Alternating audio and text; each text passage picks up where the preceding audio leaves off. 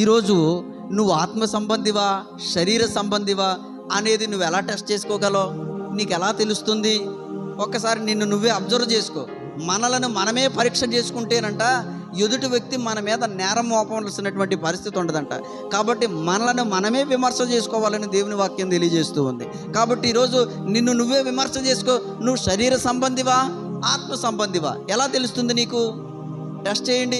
ఏదైనా మిషన్ ఉంటే బాగుండు కదా, ఆ మిషన్లో ఇలా ఫింగర్ ఇలా పెట్టగానే, ఇలా వేలుముద్ర వేయగానే నువ్వు ఆత్మ సంబంధివి నువ్వు శరీర సంబంధివి అని వచ్చేస్తే బాగుండు కదా. అలాంటి మిషన్ లేవు.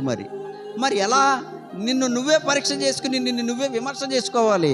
ఎలా అంటే నీలో ఫలించినటువంటి ఫలాలను బట్టే నువ్వు ఆత్మ సంబంధివా శరీర సంబంధివా అని తెలిసిపోతుందంట. ఓ చెట్టు దగ్గరికి వెళ్ళాం, ఓ చెట్టుకి కాయలు కాసినాయి. ఆ కాయల యొక్క రుచి బాగాలేదు, ఆ కాయలు చెడ్డగా ఉన్నాయి, చేదుగా ఉన్నాయి, విషపూరితంగా ఉన్నాయి. అప్పుడు నువ్వు ఆ చెట్టు మంచిదంటావా చెడ్డదంటావా? ఏమో చెప్పండి. ఎంత మంచి చెట్టు అంటారా? అనరు.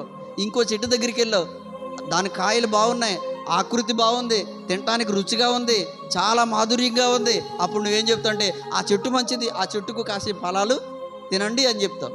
ఇప్పుడు నువ్వు శరీర సంబంధివా ఆత్మ సంబంధివా అని తెలుసుకోవడానికి నిన్ను నువ్వే విమర్శ చేసుకోవాల్సిన పరిస్థితి ఏంటో తెలుసా? ఏం చేయాలి?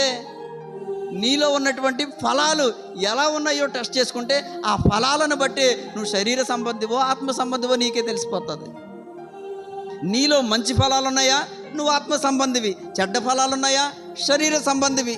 ఎందుకంటేనంట చెడ్డ చెట్టు మంచి ఫలాలు ఫలించదంట, మంచి చెట్టు చెడ్డ ఫలాలు ఫలించదంట.